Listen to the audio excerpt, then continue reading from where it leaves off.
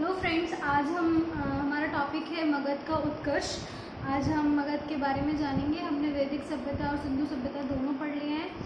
और जो है, अगर आपको मेरा कंटेंट अच्छा लगता है और मेरी कोशिश पसंद आती है तो प्लीज़ ज़्यादा से ज़्यादा लाइक करिए, शेयर करिए, सब्सक्राइब करिए और कमेंट करिए। Let's start. सबसे पहले हम जानेंगे मगध का उत्कर्ष के बारे में। तो सबसे पहले संस्थापक कौन थे आपके?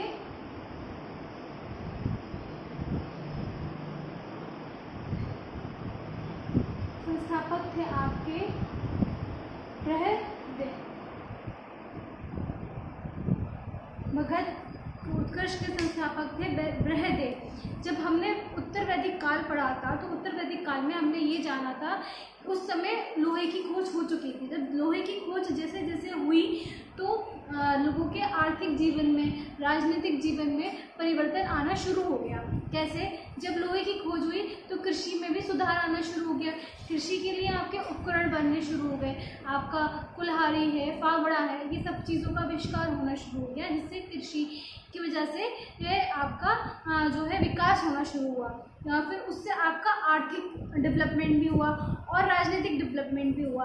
राजनीतिक डेवलपमेंट ऐसे हुआ जितना ज़्यादा आपका आर्थिक डेवलपमेंट होगा उतना ही ज़्यादा आपका वहाँ का राजा जो होगा वो शक्तिशाली होगा।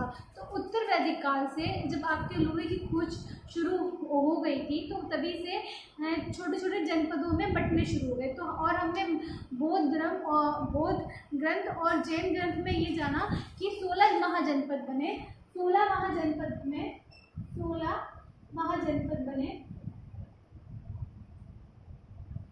और 16 महाजनपदों में सबसे ज़्यादा जो आपका डेवलप हुआ, जिसका विकास हुआ, वो आपका मगध था। तो उसके पीछे कुछ रीज़न थे। तो किस वजह से थे? आपकी कुछ परिस्थितियां थी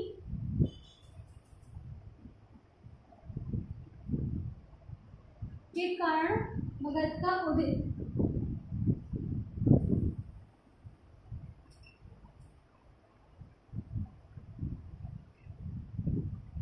क्या परिस्थितियां थी? एक तो सबसे पहले आर्थिक,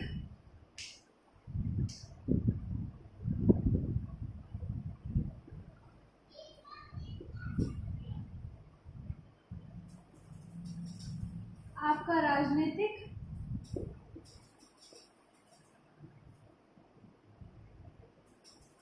और आपका भौगोलिक। इन तीनों में सबसे मेन इम्पोर्टेंट है भौगोलिक। ठीक है, तो आर्थिक तो हम पढ़ ही चुके हैं कि आपका लोहे का आविष्कार हो चुका था। लोग लोहे से अवगत हो चुके थे। तो लोहे या आर्थिक का तो यही हो गया। आर्थिक की वजह से राजनीतिक। अब भौगोलिक क्या था? जो मगध का जो की पोजीशन थी, जो जहाँ मगध था वो जो है, एक तो इसकी 2 राजधानियाँ बनी, एक राजगृह पहली और दूसरी आपकी पाटलिपुत्र। तो जो पहली राजधानी थी ये आपकी राजगृह, वो सारी पहाड़ों से घिरी हुई थी। वहाँ आसपास सारे चारों तरफ पहाड़ थे, तो कोई भी दूसरा जनपद मगध पर आक्रमण नहीं कर सकता था। और मगध क्या करता था?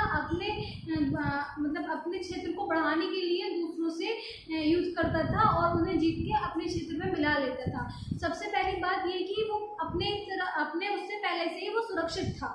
चारों तरफ से उस पर कोई भी आक्रमण नहीं कर सकता था भौगोलिक स्थिति की वजह से, जिसकी वजह से वो दूसरों पर आक्रमण करता था। और दूसरे जनपद ये थे कि पहले वो अपने आप को ही सुरक्षित रखते थे, तो तभी दूसरों पे पहले तो अपनी सुरक्षा बहुत ज़्यादा अहम होती है। तो वहाँ पे ये रीज़न था। और दूसरा रीज़न, जो दूसरी राजधानी थी वो पाटलिपुत्र, वो चारों तरफ गंगा नदियों से घिरी हुई थी। सोन नदी और गंडक नदी के संगम पे आपके पाटलिपुत्र का उदय हुआ, जिसकी वजह से वो चारों तरफ नदियों से घिरी हुई थी, तो वो भी सुरक्षित ही थी। तो भौगोलिक स्थिति जो ये हो गई मगध की, मतलब डेवलप करने के लिए कि 16 जनपदों में से यही जनपद क्यों इतना ज़्यादा उसका उत्कर्ष हुआ। तो ये हमने 3 कारण जाने, पहला आर्थिक, फिर राजनीतिक, फिर आपका भौगोलिक। आशा करती हूँ आपको ये तीनों कारण क्लियर हो गए होंगे। फिर आप देखते हैं मगध के वंश। संस्थापक बृहदे थे, बृहदे संस्थापक थे, ये याद रखना है, ठीक है। अब वंश,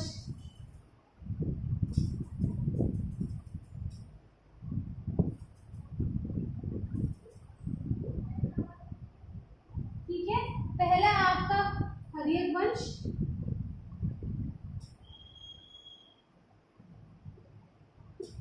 ठीक है। दूसरा आपका शिशुनाग वंश,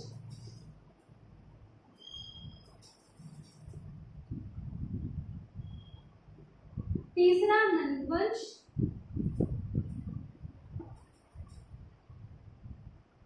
चौथा आपका मौर्य वंश। तो ये 4 वंश हो गए मगध के, हर्यक, शिशुनाग, नंद और मौर्य वंश। ये आपको सीक्वेंस में याद होने चाहिए। कभी कभी सीरियल वाइज मतलब एग्जाम्स में पूछ लेते हैं कि कौन सा वंश पहला था, कौन सा वंश बाद में था, इसलिए हम सीरियल वाइज पढ़ेंगे ताकि हमें मतलब याद करने में ज़्यादा कठिनाई ना हो। तो सबसे पहले हर्यक वंश जान लेते हैं।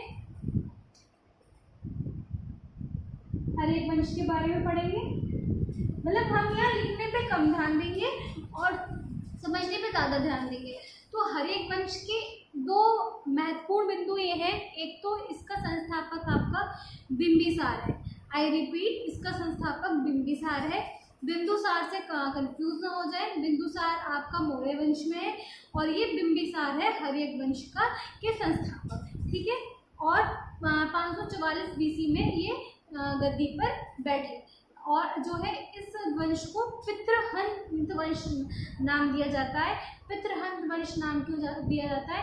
यहाँ पे सभी लोग जो गद्दी पर बैठे वो अपनी पिता की हत्या करके उन्होंने साम्राज्य हत्याया और गद्दी पर बैठे। तो यहाँ पे जो पितृहंत वंश आपका कौन सा वंश है? हर्यक वंश। संस्थापक कौन है आपके? बिंबिसार। बिंबिसार के बारे में एक तो उन्होंने अपनी राजधानी सबसे पहले कौन सी बनाई? राजगृह।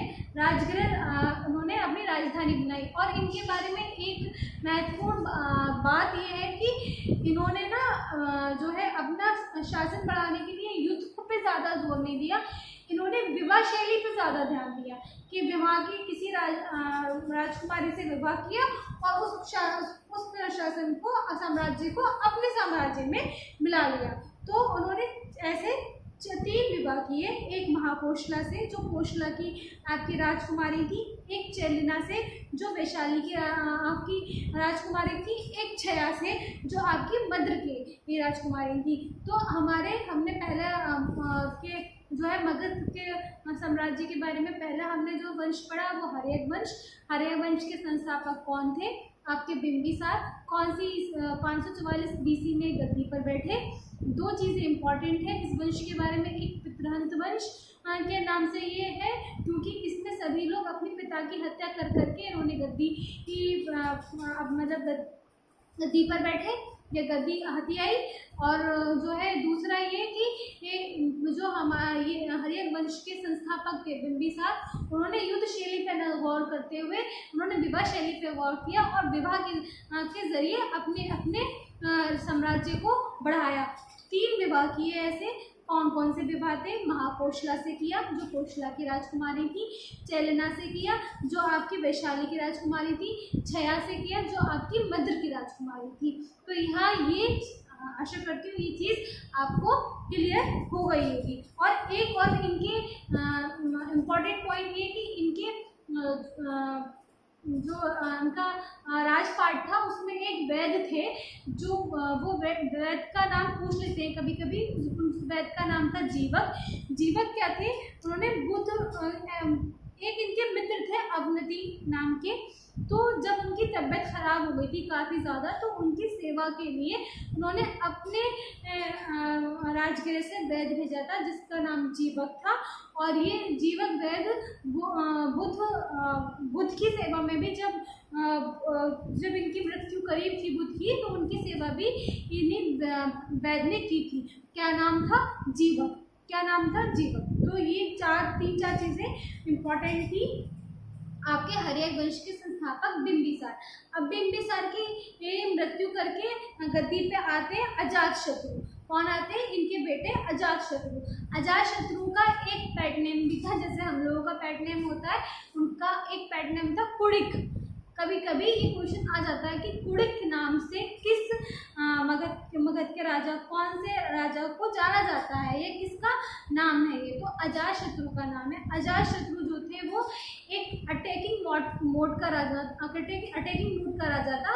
इसने युद्ध पे ज़्यादा ध्यान दिया, युद्ध कर करके अपना साम्राज्य बढ़ाया। ठीक है, और एक इम्पॉर्टेंट पॉइंट ये है कि बुद्ध धर्म के जब महापरिनिर्वाण के बाद प्रथम बुद्ध सभा जो हुई थी वो इन्हीं के युग में हुई थी। तो ये क्वेश्चन पूछ लेते हैं कि प्रथम बुद्ध सभा कौन से मगध राज्य के युग में हुई थी? तो अजातशत्रु के युग में प्रथम बौद्ध सभा हुई थी, बौद्ध के महापरिनिर्वाण के बाद।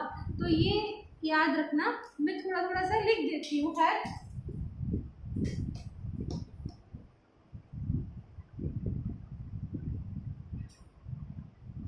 शॉर्ट में लिखती हूँ। हर्यक वंश के संस्थापक बिंबिसार,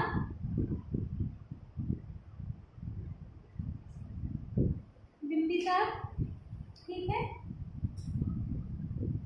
544 BC में।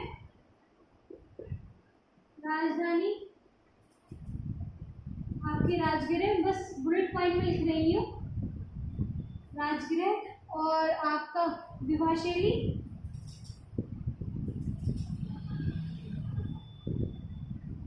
अपनाई, ठीक है। और आपका जो है राजवेद जीवक,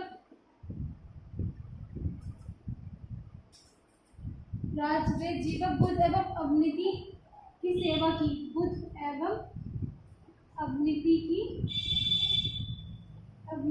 की सेवा की। तो ये 3 इम्पॉर्टेंट पॉइंट थे। एक संस्थापक, राजधानी, विवाह शैली अपनाई, राजवेद, ये आ गया आर्यवंश। इसके बाद आते हैं दूसरा आपका अजातशत्रु, ठीक है, पिता की हत्या करके इन्होंने गद्दी अपनाई। अजातशत्रु का जो है अटैकिंग मोड के राजा थे, इनका पेट नेम था कुड़िक, ठीक। और बुद्ध के प्रथम बुद्ध सभा इन्हीं के युग में हुई।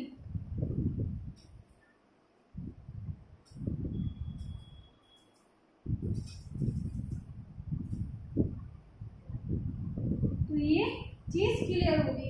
मैं आशा करती हूँ कि आपको हर एक वंश के इम्पॉर्टेंट पॉइंट्स क्लियर हो गए होंगे। इसके बाद अजातशत्रु के बाद है उदयन।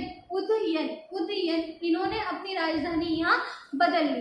पहली राजधानी तो राजगृह बनी थी, अजातशत्रु ने भी राजधानी नहीं बदली। उदयन ने अपनी राजधानी बदली और राजधानी रखी आपकी पाटलिपुत्र। क्या रखी?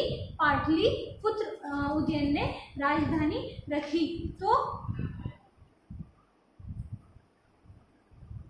अजातशत्रु के बाद अभी हर एक वंशी चलता है आपका।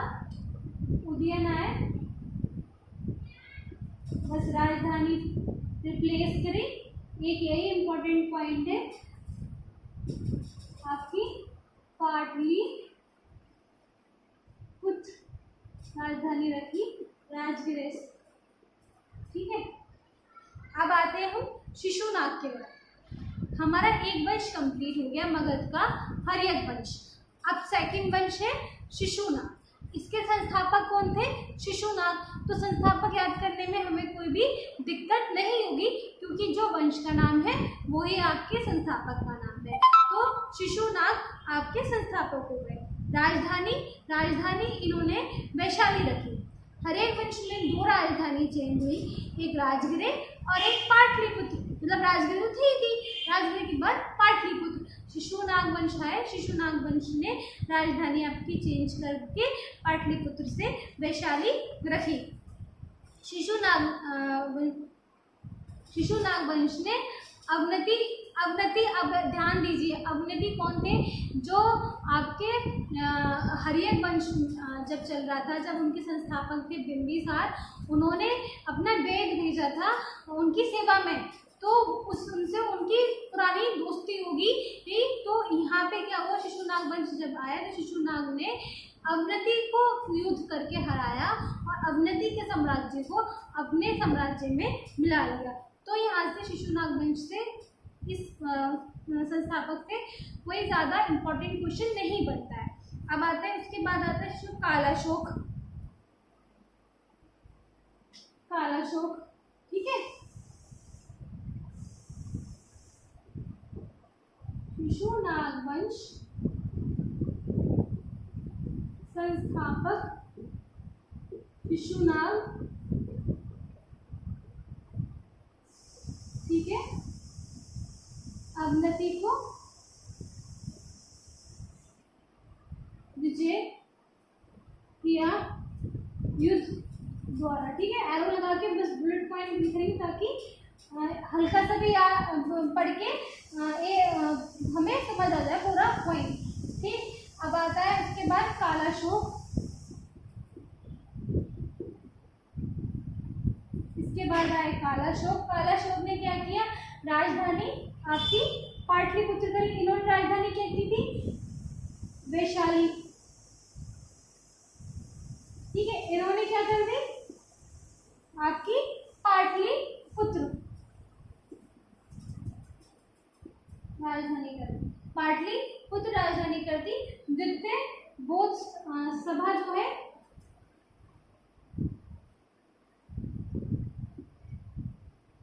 सभा समाप्त हुई थी इनके ही युग में। अब थोड़ा सा रिकॉल करेंगे। रिकॉल क्या करेंगे, प्रथम बुद्ध सभा का आयोजन किसके उसमें हुआ था? प्रथम, हम थोड़ा सा पीछे जाएंगे। प्रथम बुद्ध सभा का आयोजन हमने पढ़ा था अजातशत्रु के युग में हुआ था।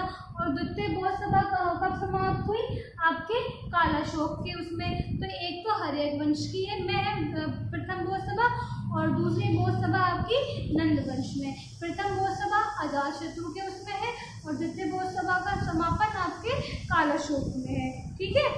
शिशुनाग वंश में बस यही इंपॉर्टेंट है। इसके बाद आता है आपका नंद वंश।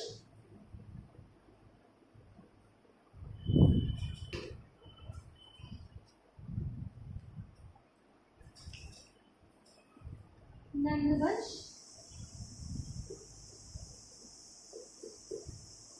ठीक है। नंद वंश के संस्थापक कौन थे? महापद्म नंद। कौन थे संस्थापक इनके? महापद्म नंद इनके संस्थापक थे।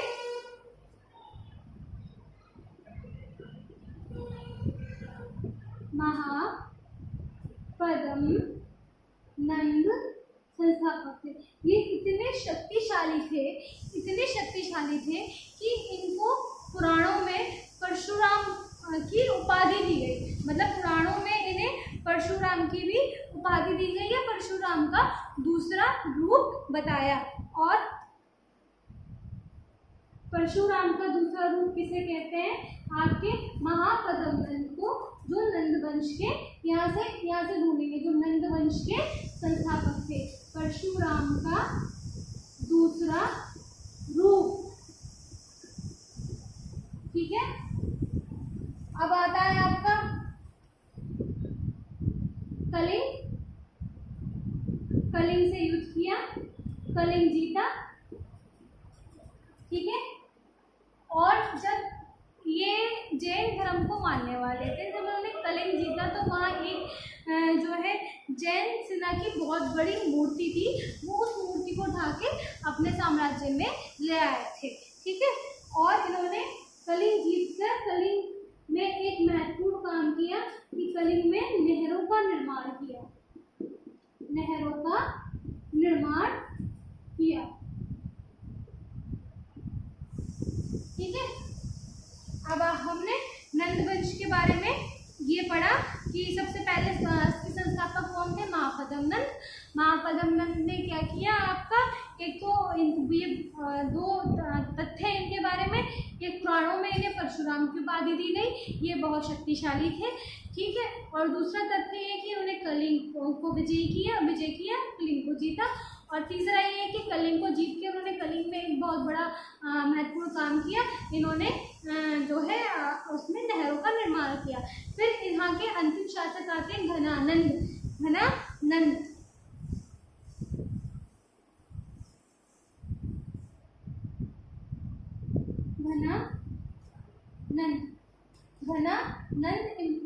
इसके अंतिम शासक, जिसमें हम पढ़ेंगे कि मौर्य वंश ने जो है घनानंद को हरा के मौर्य वंश की स्थापना की। घनानंद एक बहुत ही क्रूर राजा था और जिसकी शासन से उसकी प्रजा बहुत परेशान थी। और जो है एक बार ये कहा जाता है कि घनानंद के राजगृह में चाणक्य रहते थे, तो चाणक्य की इन्होंने इतनी निंदा करी, उनको इतनी ज़्यादा ठेस पहुँची, तो वो चंद्रगुप्त मौर्य से मिले। तो चंद्रगुप्त मौर्य से मिलके इन्होंने युद्ध का एक साँचा खींचा और घनानंद के राज्य पे चढ़ाई करी और घनानंद को हरा के चंद्रगुप्त मौर्य वंश की स्थापना की। तो हम मौर्य वंश के स्थापन, और सिकंदर ने भी आक्रमण किया था। तो आपके पहले हम पढ़ेंगे अपना यूनानी आक्रमण के बारे में और ईरानी आक्रमण के बारे में, उसके बाद मौर्य वंश की स्थापना के बारे में पढ़ेंगे। आज के टॉपिक को हम यहीं समाप्त करते हैं। आशा करती हूँ कि आपको मेरा कंटेंट पसंद आया होगा। आप प्लीज़ लाइक करिए, शेयर करिए, कमेंट करिए, बस मुस्कुराते रहिए, पढ़ते रहिए। जय हिंद, जय भारत।